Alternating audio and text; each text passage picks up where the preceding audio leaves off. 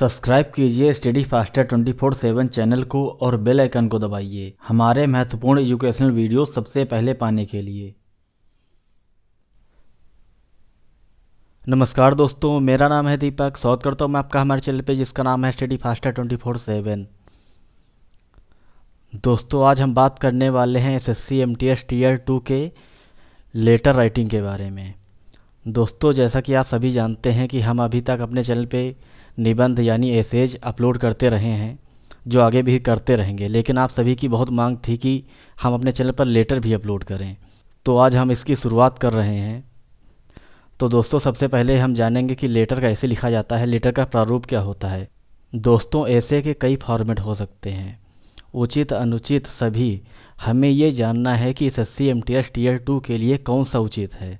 जो 28 जनवरी को एग्ज़ाम आने वाला है, उसके लिए कौन सा उचित है, तो हम उसके बारे में जानेंगे।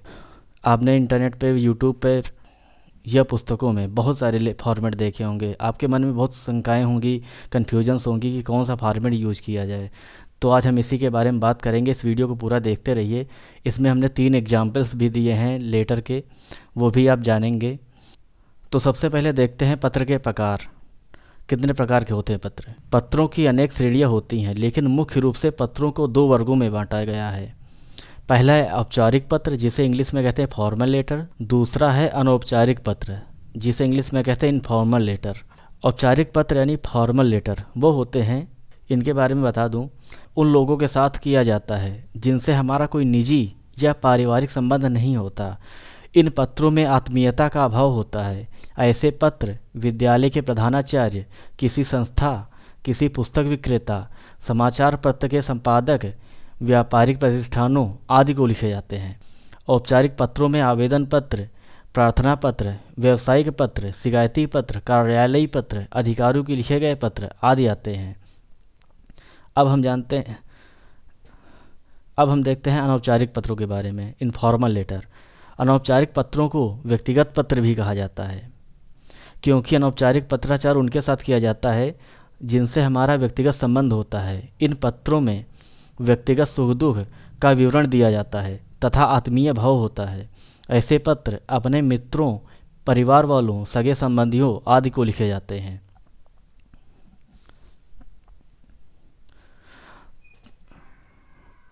तो दोस्तों, ये तो रहा लेटर के प्रकार के बारे में, कितने प्रकार के होते हैं। संबोधन, अभिवादन, समाप्ति किन शब्दों के साथ की जाए।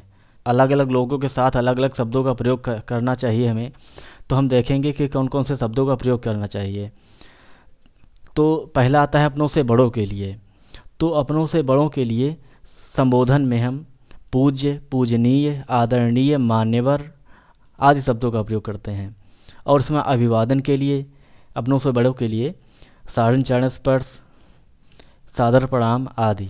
समाप्ति में हम क्या लिखते हैं, आपका प्रिय पुत्र, आपकी प्रिय पुत्री, आपका आज्ञाकारी, आपका अनुज, आपकी अनुजा आदि, ये शब्द लिखते हैं समाप्ति में।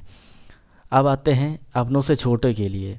अपने से छोटों के लिए जब हम लेटर लिखते हैं तो संबोधन में प्रिय, आगे अपना नाम, जैसे आपका नाम रंजीत है तो प्रिय रंजीत, चिरंजीव प्रिय, चिरंजीव प्रिय रंजीत, आयुष्मान, आयुष्मान रंजीत, आयुष्मती, यहाँ किसी लड़की का नाम होगा आयुष्मती के आगे। अभिवादन, यहाँ पर शुभाशीष, शुभाशीर्वाद, क्योंकि छोटों के लिए है तो यहाँ पर उनको आशीर्वाद दिया जाएगा, तो शुभाशीष, शुभाशीर्वाद लिखा जाएगा इसमें। अब है समाप्ति। समाप्ति में आएगा तुम्हारा हितैषी, तुम्हारा शुभचिंतक, तुम्हारा पिता आदि। अब आते हैं आवेदन, प्रार्थना पत्र के लिए। जो फॉर्मल लेटर्स होते हैं उनमें क्या लिखते हैं हम। संबोधन में जैसे लिखते हैं श्रीमान प्रधानाचार्य, स्कूल के लिए लिख रहे हैं तो श्रीमान प्रधानाचार्य लिखेंगे, या महोदय लिख सकते हैं कि कोई और है तो प्रिय महोदय लिख सकते हैं। किसी अधिकारी के पास लिख रहे हैं किसी डिपार्टमेंट में तो संबद्ध अधिकारी लिख सकते हैं। अभिवादन में क्या लिखेंगे, मान्यवर, महोदय आदि। समाप्ति में प्रार्थी, विनीत, आपका आज्ञाकारी शिष्य, जैसे प्रिंसिपल के लिए लिखना है तो आज्ञाकारी शिष्य ही आएगा। अब आते हैं व्यापारिक पत्र के लिए। तो व्यापारिक पत्र में संबोधन जो होगा वो होगा श्रीयुत, व्यवस्थापक महोदय। अभिवादन जो होगा महोदय, महोदया। मेल है तो महोदय, फीमेल है तो महोदया। समाप्ति जो होगी भवदीय भवदीया, मतलब मेल होगा तो भवदीय और फीमेल होगा तो भवदीया। दोस्तों एक बात और आपको बता दूं कि अगर जेंडर क्लियर नहीं है तो मेल को आप प्रेफर करेंगे। आप महोदया नहीं लिखेंगे, आप महोदय लिखेंगे, क्योंकि जेंडर उसमें स्पेसिफाई नहीं किया गया है। उसी हिसाब से आप भवदीया नहीं लिखेंगे, उसमें भवदीय लिखेंगे। आगे बढ़ते हैं। शिकायत संबंधी अधिकारी संपादक को अगर पत्र लिखना है तो इसमें संबोधन में श्रीयुत संपादक महोदय, जैसे संपादक को लिखना है तो श्रीयुत संपादक महोदय, या किसी और अधिकारी को या शिकायत संबंधी पत्र लिखना है तो उसमें श्रीयुत सिर्फ लिखेंगे। अब अभिवादन है तो इसमें महोदय या मान्यवर लिख सकते हैं, समाप्ति में भवदीय। अब आते हैं दोस्तों पत्र के प्रारूप में। सबसे बड़ी कन्फ्यूजन यही होती है कि प्रारूप कैसा हो। तो दोस्तों आपको बता दूं कि इसमें सीबीएसई का पैटर्न लगता है। इसमें सभी चीज़ें जो होती हैं वो बाईं तरफ लेफ़्ट साइड में लिखी जाती हैं, दाईं तरफ राइट साइड में इसमें कुछ भी नहीं लिखा जाता। तो इसमें फॉर्मेट मैंने दिया है, देखिए इसमें फॉर्मेट कुछ इस प्रकार रहेगा। सबसे पहले जो होगा ऊपर बाईं तरफ भेजने वाले का पता होगा, उसके बाद एक लाइन का स्पेस देंगे, एक बॉक्स जो होगा वो पूरा पूरा छोड़ देंगे उसके नीचे, ये बात ध्यान रखना दोस्तों। उसके बाद दिनांक लिखेंगे, उसके बाद फिर एक बॉक्स छोड़ेंगे, उसके बाद संबोधन लिखेंगे, उसके बाद एक बॉक्स छोड़ेंगे, फिर अभिवादन लिखेंगे, उसके बाद बिना बॉक्स छोड़े यहीं से बाईं तरफ से बिल्कुल शुरुआत से ही एक भी बॉक्स छोड़ना नहीं, यहीं से हम मुख्य भाग लिखना शुरू करेंगे। जब ये 2-3 पैराग्राफ में हमको कम से कम मुख्य भाग लिखना है और हर पैराग्राफ के बीच में एक लाइन ज़रूर छोड़ देनी, एक बॉक्स ज़रूर छोड़ देना है। उसके बाद जब समाप्ति होगी तो उसमें फिर अपना नाम, जो संबोधन जो लिखना है हमको, उसके बाद अपना नाम लिख देंगे। अब आते हैं व्यावसायिक, आधिकारिक या औपचारिक पत्र, फॉर्मल लेटर पर।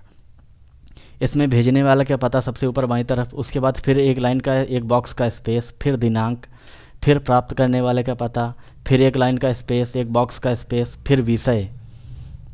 विषय को हम बहुत ज़्यादा लंबा नहीं लिखेंगे, 1 या 1.5 लाइन, इससे ज़्यादा नहीं।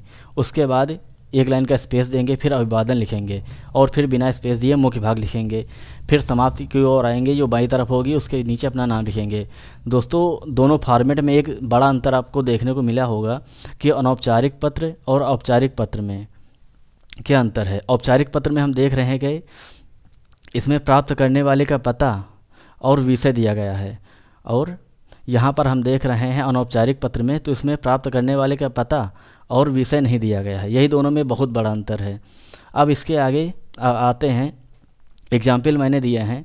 इसमें पहला लेटर है, अपने मित्र मोहित को बैंक पीओ की परीक्षा में सफलता पर बधाई देने के लिए पत्र लिखें। अपने मित्र मोहित को बैंक पीओ की परीक्षा में सफलता पर बधाई देने के लिए पत्र लिखें। अब ये पत्र हम यहाँ पर अनौपचारिक जो पत्र होगा वो लिखेंगे। अब यहाँ सबसे पहले परीक्षा भवन। दोस्तों बता दूं कि अगर क्वेश्चन में कुछ भी नहीं लिखा है तो हम परीक्षा भवन ही लिखेंगे। अगर कोई एड्रेस मेंशन किया गया है तो हम एड्रेस लिख सकते हैं वो। अब यहाँ परीक्षा भवन लिखा सबसे ऊपर, उसके बाद बिना कुछ लाइन छोड़े हम एड्रेस लिखेंगे। अगर एड्रेस दिया है तो ठीक है, नहीं तो हम काखागा लिख सकते हैं या आबासा कुछ भी लिख सकते हैं। उसके बाद हम एक लाइन का स्पेस दिए, फिर दिनांक लिखे, जो भी दिनांक हो एग्ज़ाम की वही लिख सकते हैं। उसके बाद फिर एक लाइन का स्पेस। अब आया है प्रिय मोहित, अगर मित्र का नाम मोहित है तो प्रिय मोहित लिख दिया। उसके में यहाँ कामा लगाया है, देखना मित्रों। अब इसके बाद फिर एक लाइन का स्पेस दिया। अब लिखा है सप्रेम नमस्कार। अब इसके बाद हमको लाइन का स्पेस नहीं देना है। अब यहाँ पर लेटर कुछ इस प्रकार है, बैंक पीओ की परीक्षा में तुम्हारी सफलता के बारे में कल शाम को मुझे जानकारी प्राप्त हुई। तुम्हारी इस सफलता ने मुझे अत्यंत खुशी प्रदान की। मुझे यकीन है कि तुम और तुम्हारे सगे संबंधी तुम्हारी इस असाधारण सफलता से गौरवान्वित होंगे। मित्र मेरी ओर से बधाई स्वीकार करो। अब ये पहला पैराग्राफ हो गया। अब इसमें हम एक लाइन का, एक बॉक्स की पूरी लाइन का स्पेस दे दिए हैं। अब इसके बाद अगला पैराग्राफ शुरू हुआ है।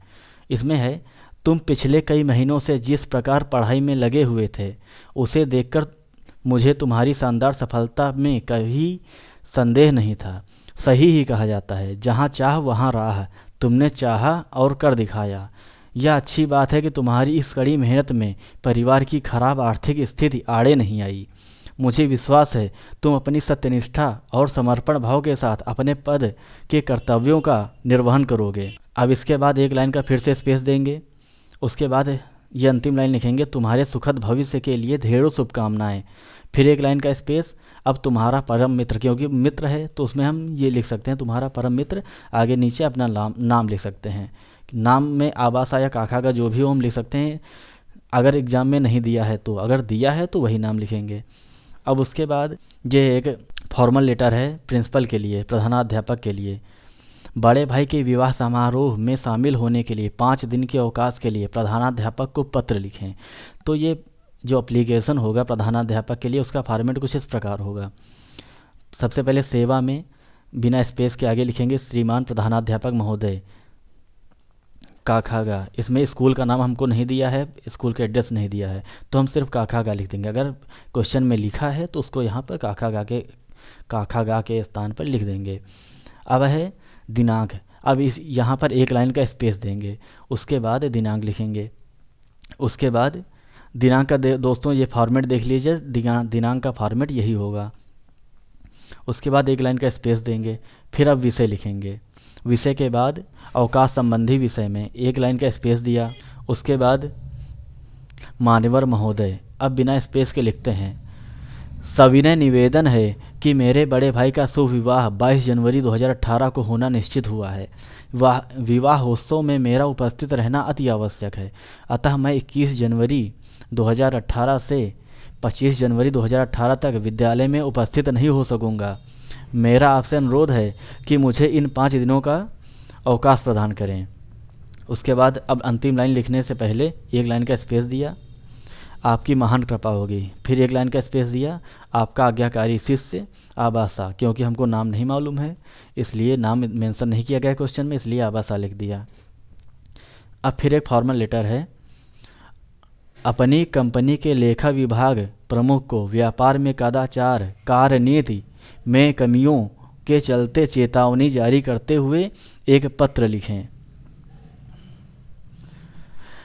तो पत्र हम स्टार्ट करते हैं। आप कंपनी के मालिक के तौर पर लिख रहे हैं तो आप निश्चित तौर पर कंपनी के सीईओ हैं, ठीक है। कंपनी का यहाँ सीईओ लिख दिया। उसके बाद यहाँ कंपनी का नाम अगर मेंशन है तो कंपनी का नाम लिख देंगे यहाँ पर। उसके बाद एड्रेस जो होगा जहाँ से आप लेटर लिख रहे हैं वहाँ का एड्रेस जो होगा अगर क्वेश्चन में दिया है तो यहाँ पर काखागा के स्थान पर लिख देंगे। यहाँ पर कोई भी स्पेस नहीं देंगे। अब इसके बाद यहाँ पर एक लाइन का स्पेस दिया, फिर दिनांक लिखा। उसके बाद फिर एक लाइन का स्पेस दिया। अब लिखा है रिसीव करने वाले का एड्रेस, तो लेखा विभाग प्रमुख, क्योंकि ये पत्र लेखा विभाग प्रमुख को लिखा जा रहा है इसलिए लेखा विभाग प्रमुख यहाँ लिख दिया। अब इसके बाद कंपनी का नाम, कंपनी जो यहाँ पर है वही कंपनी यहाँ पर भी है, लेकिन हो सकता है कि लेखा विभाग का कार्यालय किसी दूसरे शहर में हो तो यहाँ पर वो शहर मेंशन कर दिया जाएगा। यहाँ पर काकागा लिखा है, यहाँ याराला लिख दिया है, इसलिए अगर क्वेश्चन में दिया होगा तो वो यहाँ लिख देंगे आप। उसके बाद एक लाइन का स्पेस दिया, फिर विषय लिखा। इसमें विषय है दुर्व्यवहार के लिए चेतावनी। इसके बाद एक लाइन का स्पेस दिया, महोदय लिखा। अब यहाँ कोई स्पेस नहीं देना है। अब यहाँ लेटर का मेन जो मुख्य भाग है वो यहाँ से स्टार्ट होता है। मैं आपके संज्ञान में यह तथ्य लाना चाहता हूँ कि पिछले काफ़ी समय से आपके विभाग से संबंधित कई शिकायतें मिल रही हैं। पिछले महीने हमें आपके विभाग से ओवर बिलिंग की शिकायत मिली थी जिसके लिए आपको सचेत भी किया गया था। अब हमें आपके विभाग से कार्य के प्रति लापरवाही की शिकायत मिली है। हमने बार बार आपको चेतावनी देने की कोशिश की है कि हमारी फर्म एक व्यापक रूप से सम्मानित फर्म है और हम इससे संबंधित दुराचरण बर्दाश्त नहीं करेंगे जिससे हमारी छवि धूमिल हो। अब अगला, ये पैराग्राफ कंप्लीट हो गया। अब अगला पैराग्राफ आएगा तो उसमें एक लाइन का स्पेस देंगे। अब उसमें आगे है, हम अपनी आगे की गतिविधियों से संबंधित आवश्यक पूछताछ विवेक के आधार पर करेंगे। इस चेतावनी को आप अंतिम चेतावनी समझें। आप इसका पालन करने में असमर्थ पाए जाते हैं तो आपके विभाग के खिलाफ कठोर कार्रवाई की जाएगी। अब इसके बाद एक लाइन का स्पेस दिया, आगे भवदीय आबासा, जो कंपनी का मालिक है, सीईओ है, उसका नाम यहाँ पर है।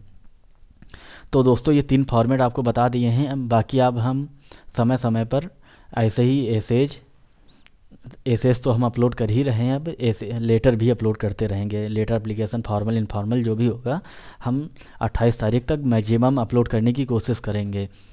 इसलिए हम आपसे ज़रूर कहेंगे कि आप हमारे चैनल को सब्सक्राइब कर लें, क्योंकि हमारे अपलोड किए गए वीडियोज आपको सही समय पर मिल जाएं, आप उनका लाभ ले सकें। तो दोस्तों, ये वीडियो आपको कैसा लगा, इस वीडियो के बारे में आपकी क्या राय है, हमें कमेंट बॉक्स में ज़रूर बताएं। आपकी कोई राय हो तो हमें हमसे कमेंट बॉक्स में पूछ सकते हैं। अगर ये वीडियो अच्छा लगा हो तो लाइक बटन ज़रूर दबाएं और अपने दोस्तों को, अपने मित्रों को शेयर ज़रूर करें ये वीडियो, ताकि वो भी इससे लाभ ले सकें। और हमारे चैनल को सब्सक्राइब करना बिल्कुल न भूलें। बहुत बहुत धन्यवाद।